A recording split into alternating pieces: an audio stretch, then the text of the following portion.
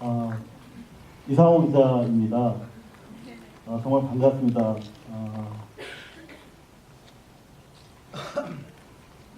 76분짜리 영화예요. 그래서 보시다 보면 금방 끝납니다. 다이빙벨이라는 영화를 4년 전에 만들어서 이곳 부산에서 제일 먼저 상영을 했습니다. 부산국제영화제에서 이곳에서 상영했죠. 언론이 잠들어 있던 시기에 세월호의 진실에 대해서 아무도 이야기할 수 없고 방송에서는 금기어가 된 그런 시기가 있었습니다. 말도 못할 그런 암울한 우리가 잊어서는 안 되는 그런 시기가 있었습니다. 그때 부산에서 처음으로 다이빙벨 상영을 허락해 주셨고 여러분들 이웃 친척 함께 해주셨던 영화입니다. 4년 만에 다시 이렇게 부산에 내려와서 이제 다이빙벨 그 후라는 영화를 가지고 여러분들 찾아뵙기 시작할 건데요. 다이빙벨보다는 그렇게 보시는데 어려움이 없으실 거예요. 하지만 우리가 잊지 않아야 될 이야기들이 있습니다. 바로 언론의 오보들 그리고 권력에 불붙어서 한패가 돼서 국민의 눈과 귀를 가로막고 유족은 물론이고 많은 사람들의 가슴을 아프게 했던 언론들에 대해서 다시 문제 제기를 하고 그래서 세월호 4년이 지나도록 하나도 지금 진실이 밝혀지지 않고 있지 않습니까? 이번에 저랑 머리 크기가 비슷한 친구가 있어요. 김모 어준이라고. 그 친구가 그날 바다를 통해서 침몰 이후에 대해서 묻는 좋은 영화를 만들었죠. 그런데 이 영화는 다이빙벨 그 후는 왜 구하지 않았는가 라고 하는 질문을 던지는 영화입니다. 언론의 오보들을 가리고 진실을 찾아가기 위한 영화입니다. 많이 부족할 텐데요. 특히 오늘 이 자리에는 저희 모바일뉴스를 도와주시는 분들이 대부분이십니다. 그분들을 위한 특별 시사의 자리고요. 꼭 관람을 원하시는 열혈 부산 시민들이 몇 분 계시고 또 제가 존경하는 MBC 선배님도 와 계십니다. 여러분들이 계셨기 때문에 제작할 수 있었던 영화고 의미가 있다면 여러분들이 도와주신 것이고 만약 부족함이 있다면 순수하게 제 잘못일 테니까 열심히 여러분들과 함께 이 영화 가지고 또 싸워나가도록 하겠습니다. 함께 봐주시고 잠시 뒤 이곳에서 다시 뵙도록 하겠습니다. 감사합니다. 어떻게 마음을 가지신 건지. 정말 국도국장 여러분 잘 아시죠? 근데 문을 닫게 됐다고 합니다. 그리고 그 자리에 건물주가 자기가 이제 극장을 차리겠다고 했대요. 전형적인 젠트리피케이션의 갑질 사례인데 제가 본 그 진행자 프로그래머 중에 정말 훌륭하신 분입니다. 정말 서스라치게 놀랄 만한 질문이었는데 그렇게 보셨군요. 사실입니다. 왜냐하면 이 영화를 준비하면서 많은 생각이 떠올랐어요. 이거는 사실 싸우겠다라고 하는 선전포고거든요. 뭐랑 싸우겠다는 선전포고냐면 거기에서 언론은 안 나오죠. 언론 고발은 안 나옵니다. 그냥 오보가 너무 많기 때문에 의미가 없어요. 다만 언론이 못하는 일을 하기 위해서 영화인들이 포기하지 않았잖아요. 기자사회랑은 다르잖아요.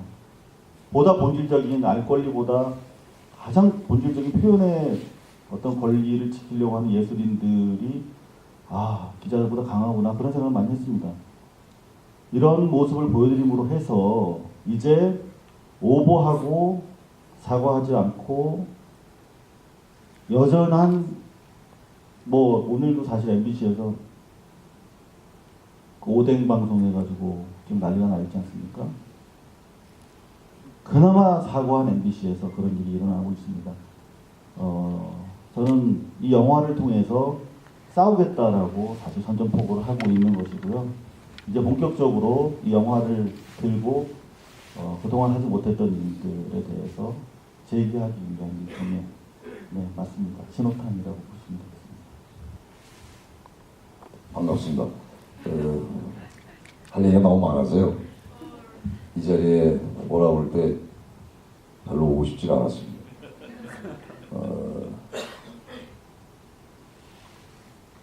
양해해 주신다면 하나하나 말을 좀 아끼고 싶고요. 다만 이제 우리 이상호 PD에게, 작가에게 고맙다는 인사를 꼭 드리고 싶습니다. 어쨌든 누가 뭐라 그래도 이 세월호에 관한 한 우리 이상호 작가가 아니었으면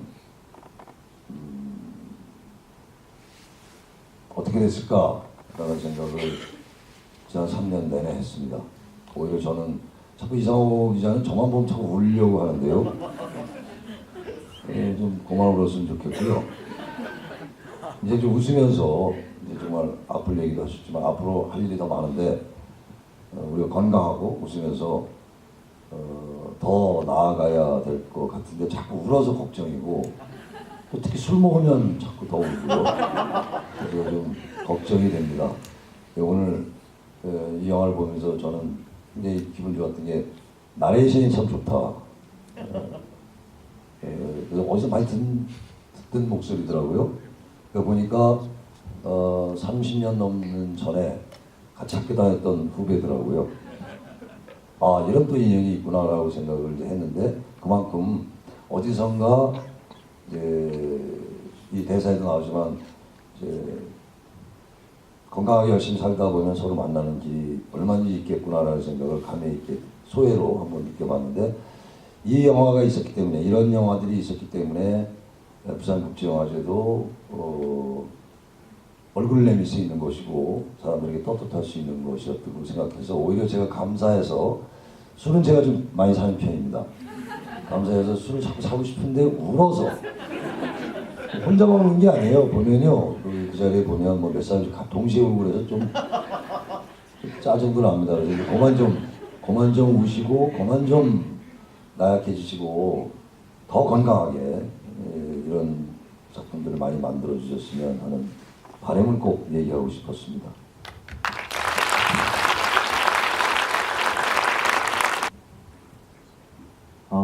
네. 벅차신 거죠? 네. 사실 제 꿈이 이루어지는 순간인데 제가 군대에 있었을 때 이제 영화를 거기서는 제대로 공부를 할 수 없으니까 하던 게 잡지 읽는 거밖에 없었어요. 근데 영화를 잡지를 매달 읽다가 제가 읽게 된 게 이제 이 사진이랑 같이 유홍관 학장님이 재판을 받게 됐다는 기사를 읽었는데 그게 너무 좋더라고요. 저는 네, 이게 눈물이 제가- 그러니까 가까이 있으면 더 네, 보이지 않는 것들이 있어서요. 네. 부대 안에 영화 감독이 꾸민 선배 2명이 있었는데 두 분 다 서울 사람이었거든요. 운 좋게 얘기를 했는데 항상 저를 무시하는 말을 많이 하더라고요. 부산에 있는 작은 대학교의 영화과라는 그런 시선이 없지 않아 있더라고요. 근데 저 기사를 읽고 나서 너무 좋아서 3일 동안 저 잡지를 들고 자랑하고 다녔어요. 이 분이 우리 학장님이다 이러면서.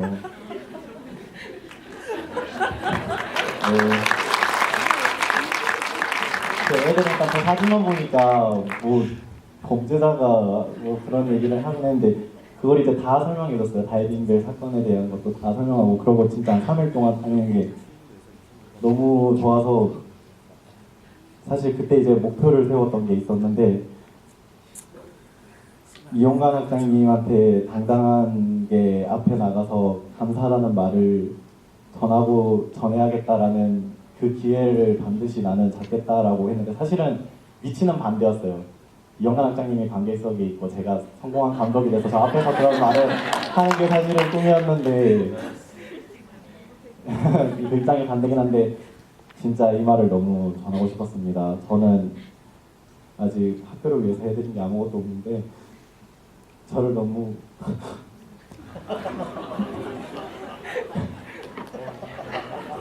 자랑스러운 사람으로 만들어주시고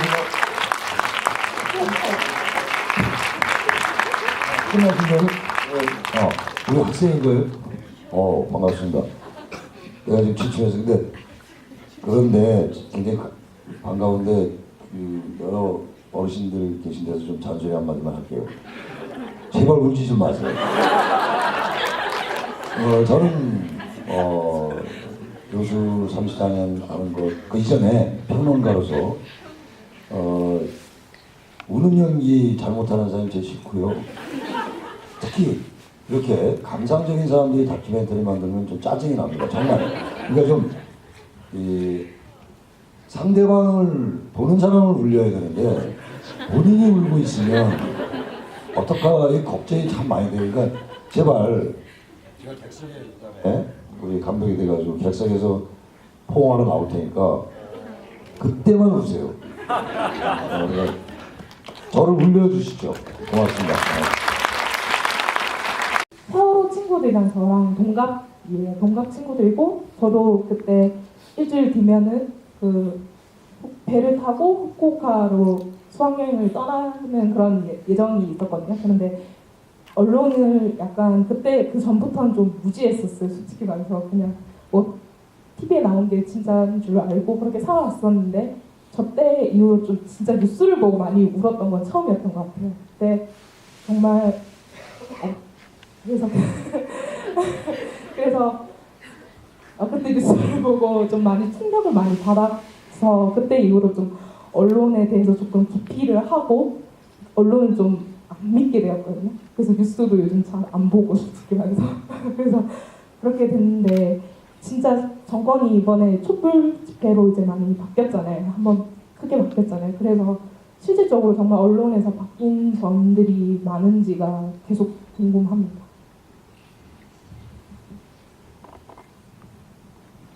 여기 정말 세상이 바뀌긴 바뀌었어요.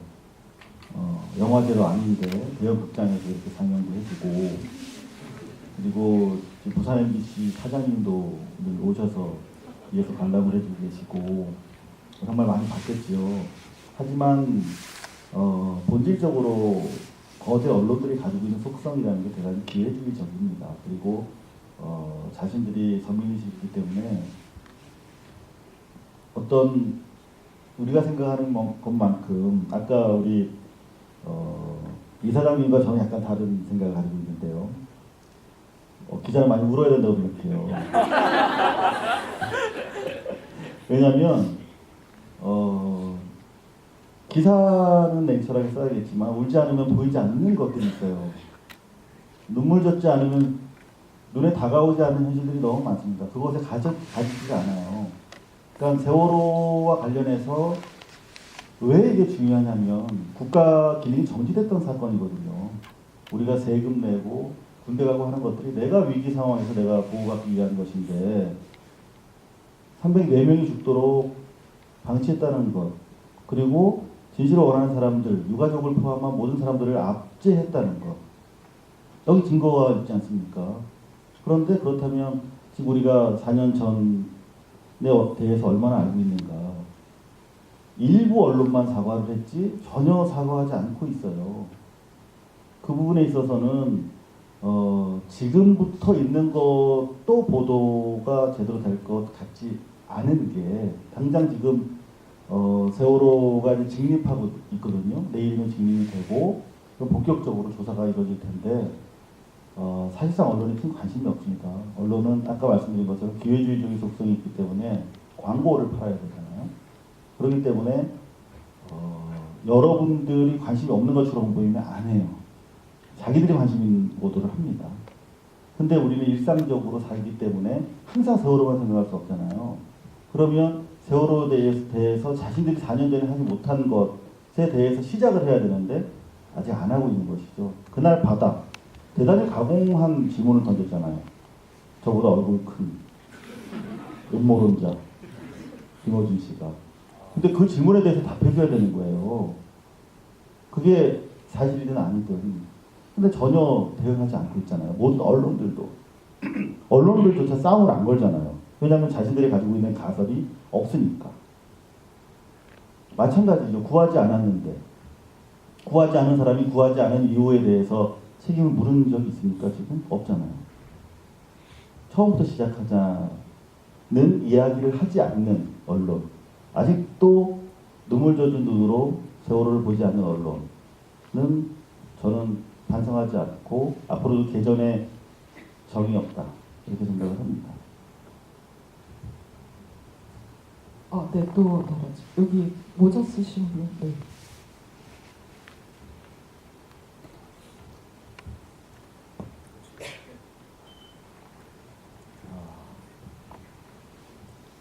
제가 존경하는 분이지만 오지 않겠습니다. 근데 또 이상호 기자님, 감독님 얘기 듣고 나니까 저도 좀 더 울어야 될 것 같은 느낌이 듭니다. 검찰 수사 받으면서 정말 기분 좋다. 예.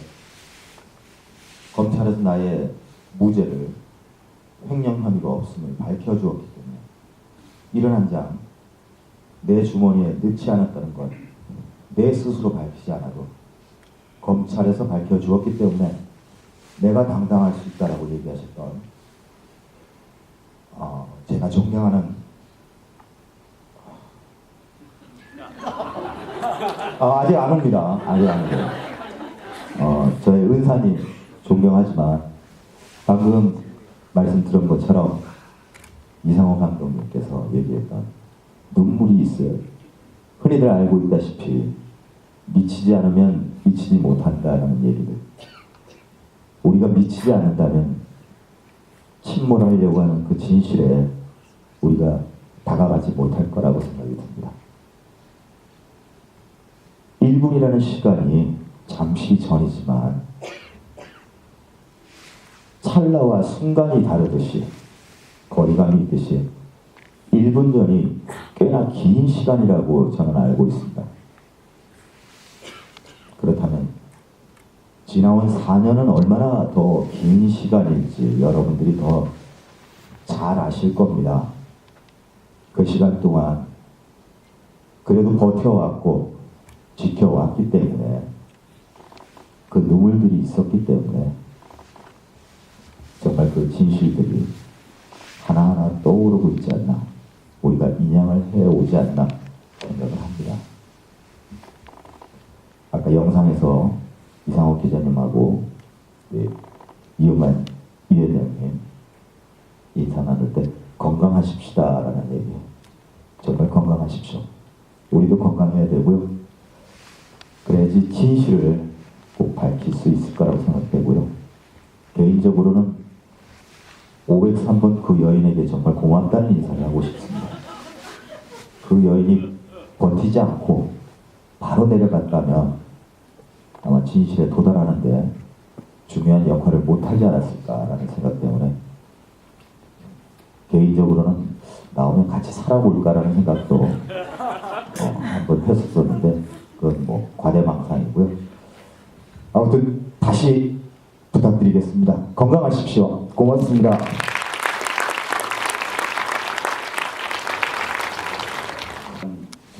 울리고 싶어서 말씀드렸고요.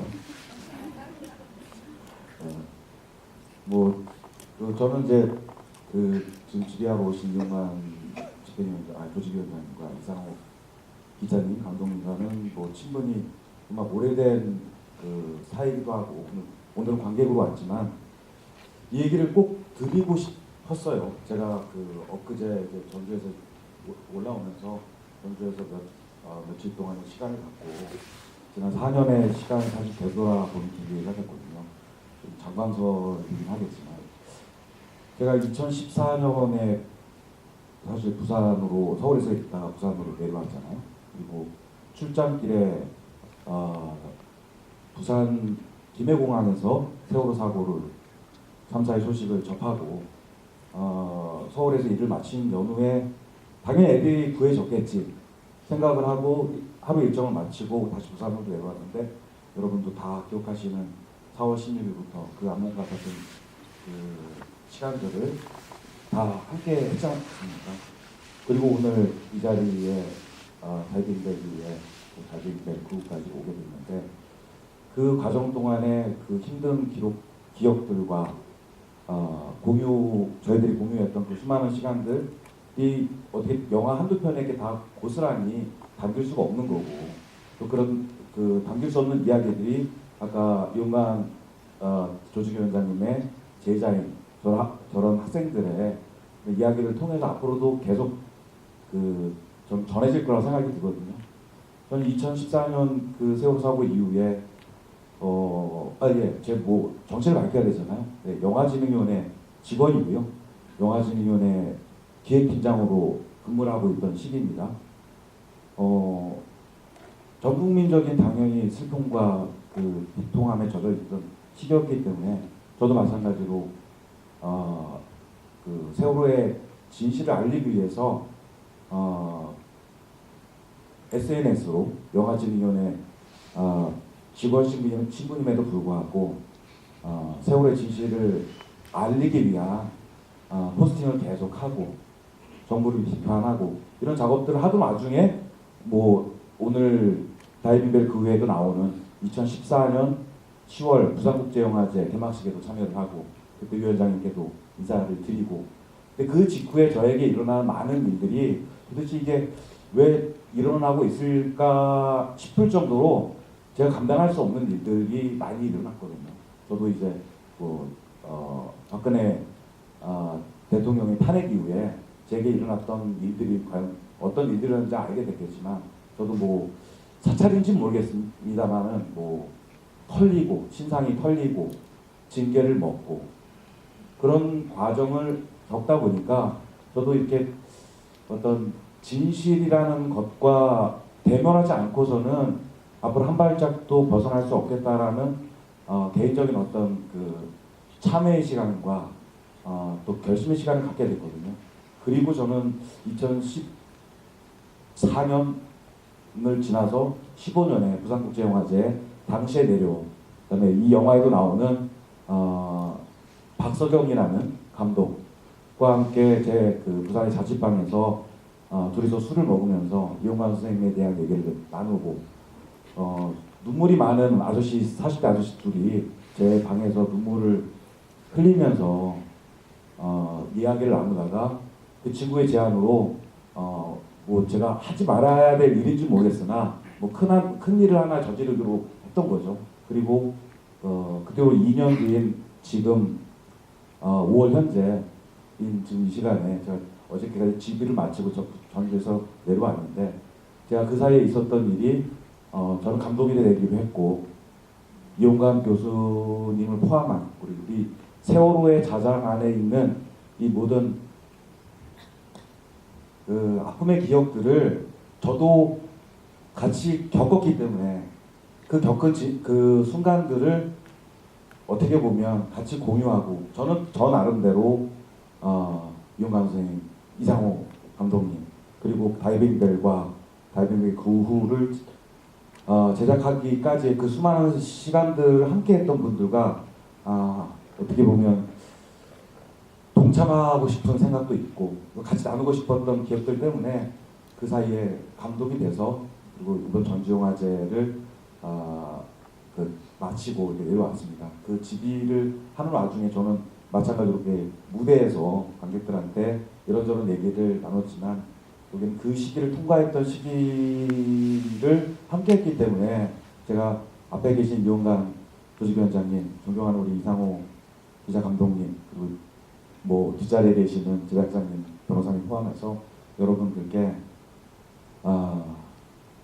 세월호 참사 이후에 앞에 계신 학생뿐만 아니라 수많은 사람들을 변화시켜온, 그것도 이제 부정적인 방식이 아니라 긍정적인 방식으로 이렇게 한 발씩 나아가게 해준 이 모든 이 감격스러운 상황들에 대해서 앞에 계신 두 분께 진심으로 감사드리고, 또 한 가지는 다시 한번 사과를 드려야겠지만, 제가 아까 오석권 위원장께서 낭독하신 사과문의 일부를 제가 기초했기 때문에 그 사과문도 충분히 사과를 드리지 못하지만 다시 한번 두 분께 사과드립니다.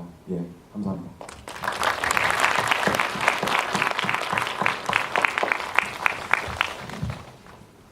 그럼에도 불구하고 저희 같은 그 예술영화 전문가들은 그 영화를 아무런 그런 거 없이 저희는 상영을 했는데 그래서 아마 더 그런 온도를 못 느꼈던 것 같아요. 저희가 그 블랙리스트 선상에 올라가 있고 그런 걸 인해서 저희가 2년 동안 지원을 받지 못했고 그런 것들이 차츰차츰 쌓이면서 전국에 있는 많은 예술영화관들이 문을 닫고 다시 열고 하는 것들을 반복해 왔다라는 게 지금에 와서 사실은 좀 느껴지거든요. 그 당시에는 그걸 전혀 못 느꼈었다는 거죠. 저는 네. 사실 정말 제가 죄인이잖아요. 정말 너무 고통스러웠어요. 그 시간들이. 오른쪽에 계신 이용관 위원장은 감옥 가게 생겼지. 그리고 여기 왼쪽에 계신 국토국장뿐만이 아니라 그 당시에 부산영화제가 그렇게 시끄럽고 청와대에서 이걸 어떻게 해보려고 26번을 보고를 받았다는 거죠. 김기춘 씨가. 그러니까 당연히 뭐 영화인들이 보는 게 있거든요. 개봉 예정 영화 그 순위가 있어요. 그 1위예요. 그럼 보통 거기 맞춰서 극장은 돈을 벌어야 관을 열어줘야 되는데 멀티플렉스가 98% 사용권을 스크린을 점하고 있는데 단 한 군데서도 안 틀어줬어요. 다이빙배를. 북한도 아닌데 전체주의 국가도 아닌데. 그래서 여기 있는 국도극장을 비롯해서 전국에 있는 18개 정도 되는 작은 극장들만 열어줬어요. 18개 극장을 제가 3달 동안 100번을 다녔어요. 정말 한 사람 한 사람이 너무 소중해서 서로 얘기를 할 수 있는 공간이 그곳밖에 없으니까. 그래서 100번을 이런 시간을 가졌어요. 그래서 나중에 15개 극장에서 5만 명을 만났어요. 저는 몰랐어요. 근데 그게 대단히 많은 스코어라고 그러더라고요. 근데 그때 알았어요. 이 극장이 정말 이렇게 공적인 공간인데 정말 재벌들이 이렇게 극장을 저런 식으로 국민의 알 권리와 표현의 자유에 반하는 쪽으로 운영하기 위해서는 안 되겠구나. 정말 내가 기자들 못했구나, 몰랐구나. 그리고 이렇게 작은 극장들을 보호해야 되는 것이구나. 이런 생각을 할 무렵에 극장들이 하나 둘 망하기 시작했어요. 자극장들. 이분들은 정부 보조금으로 연명하는 곳이 많은데. 그래서 이 영화를 지켰다는 이유로 해서 여기 계신 분들 고통을 받는데 정말 지옥이 따로 없는 거죠. 세월호 분들 만나면 이분들한테 죄인이고 여기도 죄인이고 여기도 죄인이고 집에 가면 해고됐으니까 또 아이들한테 죄인이고 그 시간의 사실 기록인데 그래도 정말 좋네요. 여기 이용관 위원장님이 계시고 여러분들과 함께하고 있다는 정말 꿈 같습니다. 정말. 네. 파도가 그러면 잠수를 할 수가 없어요. 그래서 잠수사들도 이렇게 바지선에서 배까지 그 가이딩 로프라는 거를 연결해 놓고 그걸 잡고 다니시거든요. 근데 그거를 피곤하니까 놓치면 1초면 3m니까 10초면 30m, 1분이면 없어져 버려요. 그래서 실종 사고가 좀 빈번했거든요. 근데 내려가는 것도 문제지만 올라올 수도 없잖아요. 아이들이 살아있다고 가정했을 때. 기본적인 장비인 거예요. 다이빙벨이라는 거 그냥 수중 엘리베이터 같은 거예요. 덤으로 그 안에서 감압이라는 걸 하는 거거든요. 그러니까 저분들 잠수사들 75분 있었는데 천천히 미터당 계산된 공식에 의해서 이렇게 머물면서 천천히 올라와야 감압이 돼요. 안 그러면은 몸이 터져버리죠. 공개 여기 뭐 부산 분들이 잘 아시겠죠. 감압에 대해서. 바닷가니까. 자, 그런데 감압 전문가들 아니세요? 예. 그런데 그래서 다이빙벨이 필요하다고 생각해서 봤는데 다이빙벨을 쫓아내는 거 계속. 그래서 이거 왜 쫓아내지? 하면서 알게 된 거예요. 저 사람들이 구조하지 않고 있다는 사실. 그리고 그걸 숨기려고 했다는 사실. 그래서 이 다이빙벨이야말로 초기의 구조 실패 또는 부작위, 구하지 않았다는 것을 역으로 고발하는 대단히 중요한 증거다라고 생각해서 다이빙벨이라는 영화를 만들게 된 거거든요. 제가 홍보하려고 만든 게 아니라. 그런데 언론들이 너무나 관심이 없는 거예요. 심지어 한겨레 신문조차도 다이빙벨 오보를 했어요. 다이빙벨이 수색 방해하고 구조를 방해했다, 결과적으로. 그래서 한겨레 신문이 그걸로 2014년 10월에 과학 저널리즘 대상을 받아요. 실제로 그렇게 해서 다이빙벨을 소개한 손석희 사장과 JTBC 뉴스룸도 법정 징계를 받지요. 패소했어요. 왜? 한겨레 신문 때문에. 그러니까 그런 오보들이 너무 많아요. 그래서 아까도 신호탄이라고 말씀드렸지만 그런 크고 작은 오보들이 실제로 우리가 세월호라고 하는 진실을 접근하는데 방해가 되고 있는 거거든요. 그래서 그걸 싸워야 되는데, 그러면 제가 기자인데 언론사랑 싸워야 되잖아요. MBC도 잘린 놈이. 그래서 제가 한겨레 서영지 기자와 강희철 부장이라고 계세요. 아주 엑셀런트한 기자들이에요. 강희철 부장, 부국장급, 에이스예요, 한겨레. 그 두 사람이 오보를 했어요. 그 사람을 공격하면 한겨레가 이제 저한테 덤벼들겠죠. 그래서 쭉 당신들 오보가 이렇게 돼 있는데 이게 이렇게 해서 중요하다. 이 오보를 바로 잡는 게. 그래서 내가 다이빙벨 9를 같이 보자, 한겨레에서 무료로 보여줄게. 라고 공개리에 제 페북에다 SNS에다 올리고 글을 썼어요. 근데 이거를 글을 이제 엔터를 쳐야 되잖아요. 제가 무서웠게요, 안 무섭게요? 신건 아니죠. 사실상 물었죠. 그래서 제가 이제 우리 후배 기자들한테 읽어보라고 줬어요. 이걸 이제 기사가 올라가면 이제 한겨레, 그나마 우호적인 한겨레마저 공적이 될 것이고, 또 주변도 다 털리고 할 텐데 한번 읽어봐라 그랬더니 안 올렸으면 좋겠다고 다 그러더라고요. 알았다. 그래서 올렸어요. 왜냐면 두려운 걸 하지 않으면 기자 일이 안 돼요. 너무 역설적이지만 우리가 인식이랑 계속 싸워야 되거든요. 잘못된 사실과 그게 사실이라고 믿는 인식과 싸워야 되는데 그걸 안 하면 기자가 아니죠. 홍보 일꾼이 되거나 앞잡이 되는 수밖에 없죠. 그래서 그 글을 올리고 내려오는 길입니다. 그런데 그게 이제 시작인 거죠. 그 기자가 그렇게 해야 되니까 하는 겁니다. 아까 시사점에서 그 감독님이 이제 다이빙벨이라는 걸로 또 파리를 하는 것이 아니냐라는 그런 이야기를 염려하지 않은 건 아니었을 거라 생각이 들거든요. 그래서 이건 어떻게 보면 제목이라는 것이 영화의 모든 걸 표현하는 정말 관객과 가장 먼저 만나는 하나의 이미지인 건데 제목에 대한 고민을 엄청 하셨을 것 같거든요. 사실은 다이빙벨 그우라는 게 이 영화에 가장 적합한 제목이긴 하지만 굉장히 고민을 많이 하셨을 제목이라는 생각이 들거든요. 옆에 영화과 교수님 책을 제 키만큼 쓰신 분이에요. 제가 키가 작기 때문에 많이 안 쓰는데 사실 되게 두렵죠. 이런 그 어른들 앞에서, 영화계 어른들 앞에서 영화 얘기하는 것 자체가 대단히 두려운 얘기긴 합니다만 진짜 고민 많이 했어요.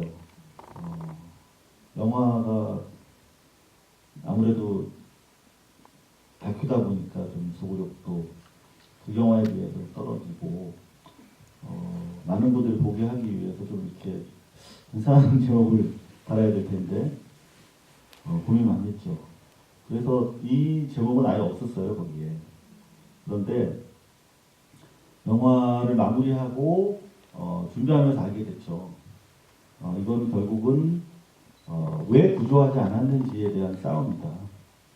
처음으로 돌아가서 다시 싸우는 것이기 때문에 과감하게 다이빙벨을 전면에 내세우고 평가를 받자, 함께 하자고 요청을 하자라는 생각을 하게 됐습니다.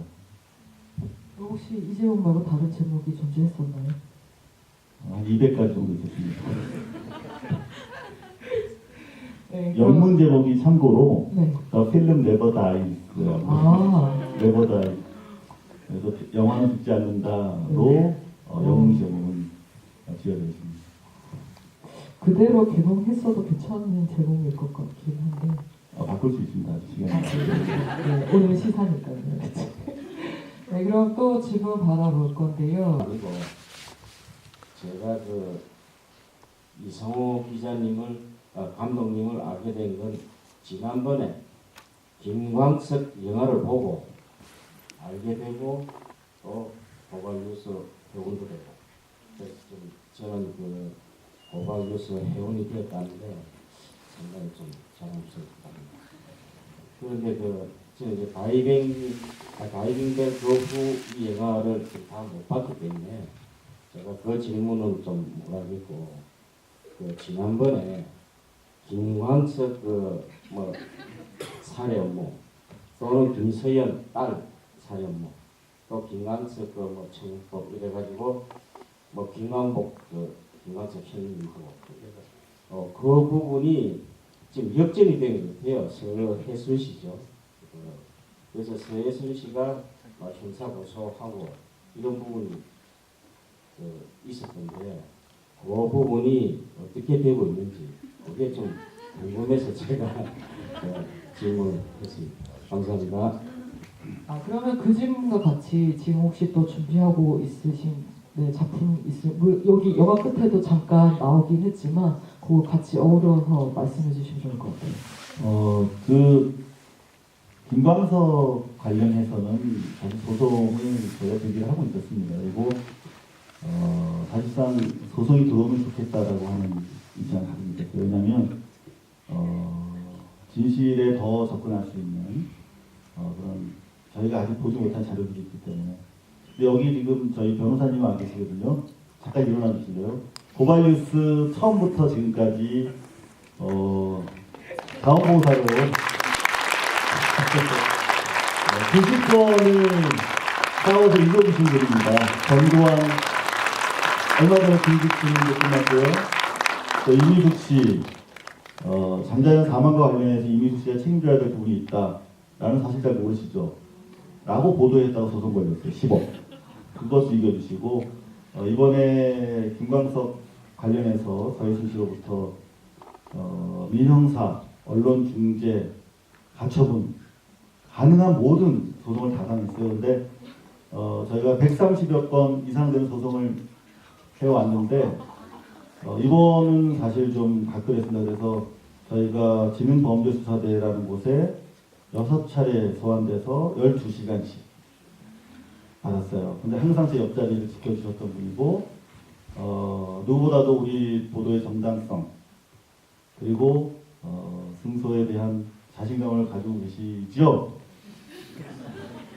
한 말씀만 좀 해주시죠. 저 소개를 간단히 올리면 아까 영화에 밖에도 나왔지만 이상호 감독님 어머니께서 걱정하는 주위에서 누가 아주 친한 지인이 생수를 주더라도 이 손으로 다 먹어라 라고 말씀하셨는데 대한민국에서 유일하게 이상호 감독님에게 생수를 줄 수 있는 그런 작품 처음입니다.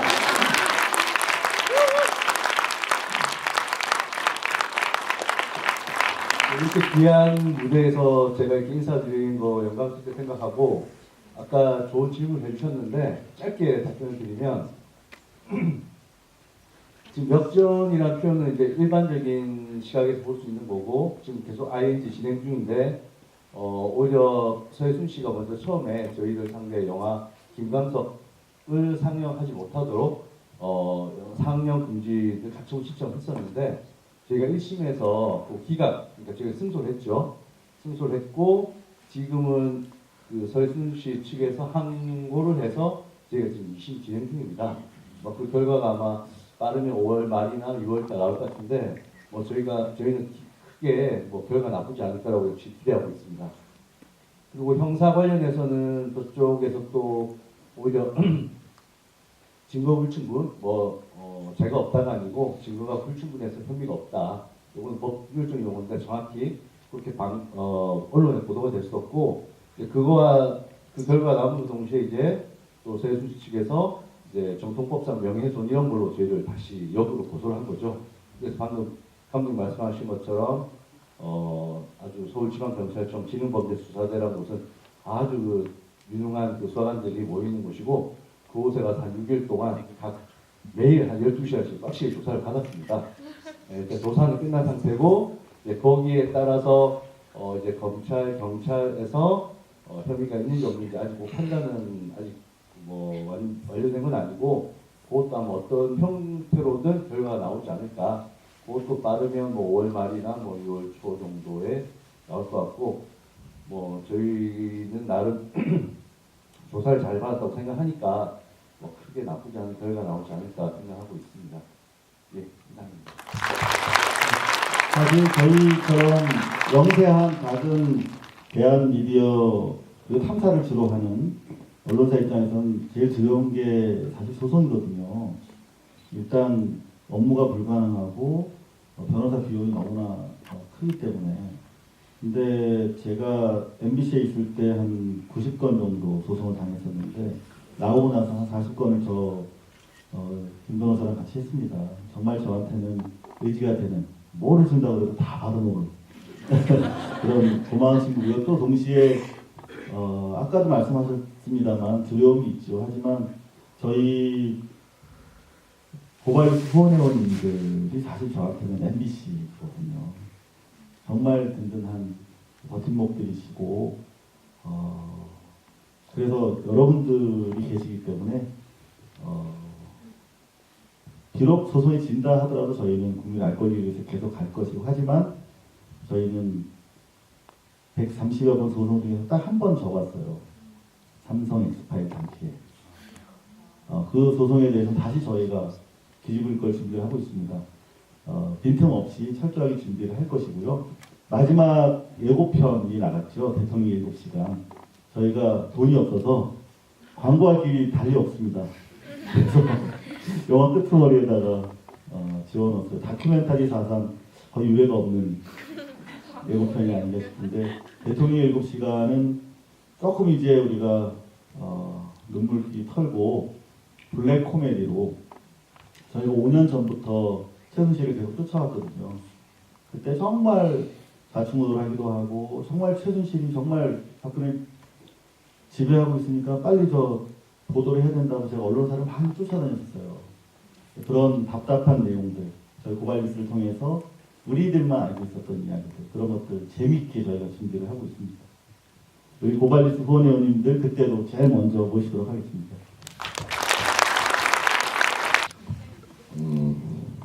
예, 말을 아낀다고 그랬으니까 조금만 하겠습니다.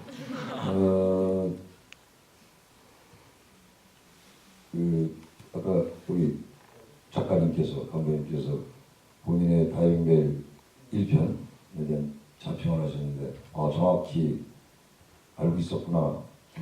새로운. 그때는 제가 좀 혼을 좀 냈었거든요.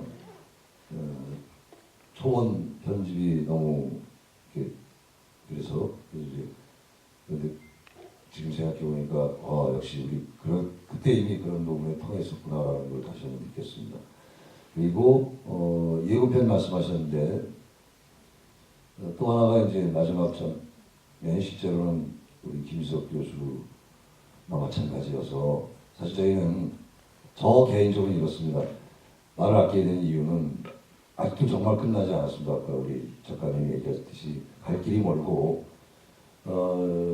아이러니하게도 우리는 많은 젊은 사람들을 멀리 보내고 우리는 살아있다는 죄책감도 있고, 저 개인적으로는 저는 목소리는 망가졌지만 복귀를 했는데, 왜 저 사람이 지금은 없는지 아직도 저는 지금 이해가 가지 않습니다. 그래서 작품이 망가지는데도 불구하고 서장면을 넣어준 우리 이 작가님에게 다시 한번 감사를 드리고요. 그것이 저에게 일종의 채찍을 주시는 거라고 생각하고, 또 격려도 주시는 거라고 생각해서 부산영화제를 떠나서라도 김지석 교수를 위해서 많은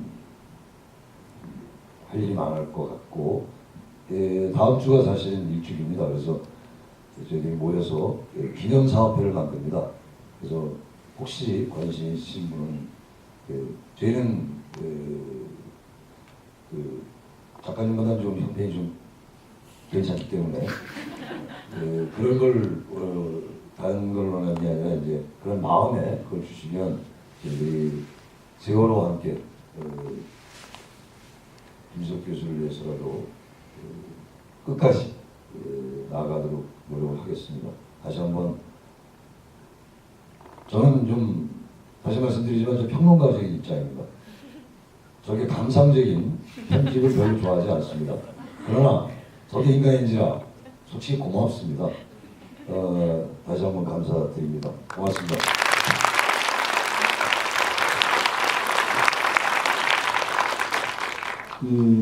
눈물에 대해서 야단맞고 시작했으니까 변명으로 마치겠습니다. 제가 고발하면서 항상 이렇게 억울하신 분들을 만나잖아요. 항상 이렇게 얘기하다 보면 이렇게 화병이 생겨요. 같이 울다 보면. 그래서 맨날 고발하게 되고 또 소송 걸리면 또 피곤하잖아요. 물론 즐기는 분도 계시잖아요. 그죠? 이혼 소송 같은 거. 근데 대부분 되게 피곤하거든요. 근데 또 억울한 분들 만나서 얘기하다 보면 저도 모르게 또 소송 걸린 기사 쓰고는 해요. 그래서 제가 공부를 했어요. 제가 무식해서 맨날 고발한다고 그랬거든요. 제가 박사 공부도 해보고 외국에서 가르쳐도 봤어요. 그랬더니 정말 확신을 갖게 됐어요. 아, 정말 이거는 심플한 거구나. 이거는 행동하는 것.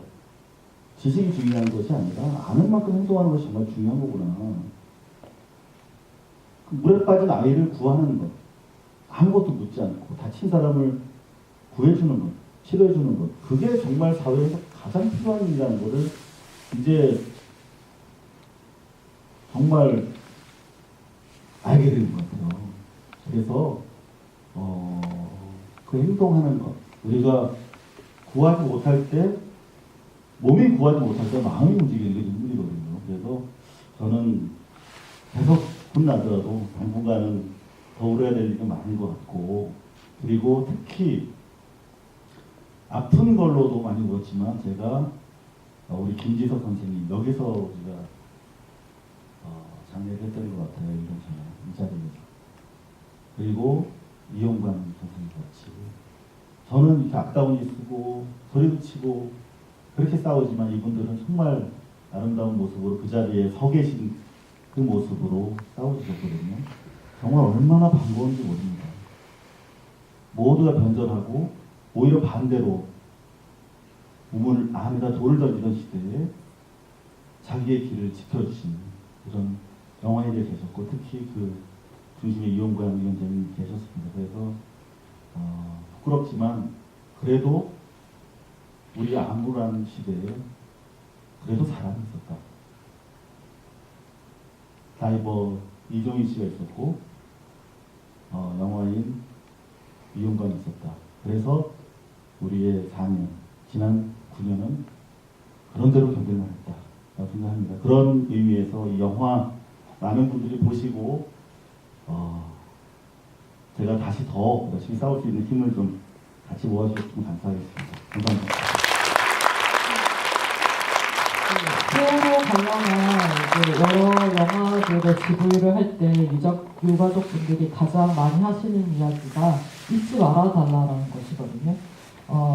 어찌 보면 그래 소재가 그래 또 얘기하니라고 할 수도 있겠죠. 하지만 가장 중요한 것은 우리가 잊지 않고 있음을 기억하는 것. 네, 그게 이런 영화들이 계속 나와주고 함께하는 그 우리가 너희를 잊지 않고 기억하고 있다는 것들을 되뇌어주는 것이 이런 영화들이 가지는 힘이라고 생각이 듭니다.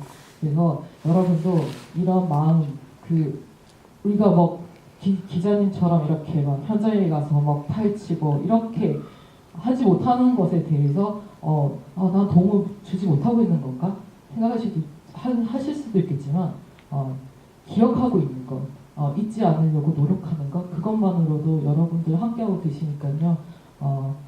개봉하고 나서도 많은 응원 부탁드리고요. 앞으로의 감독님의 싸움에 많은 힘이 되주셨으면 좋겠습니다. 오늘 이렇게 질의 마치도록 하겠습니다. 감사합니다.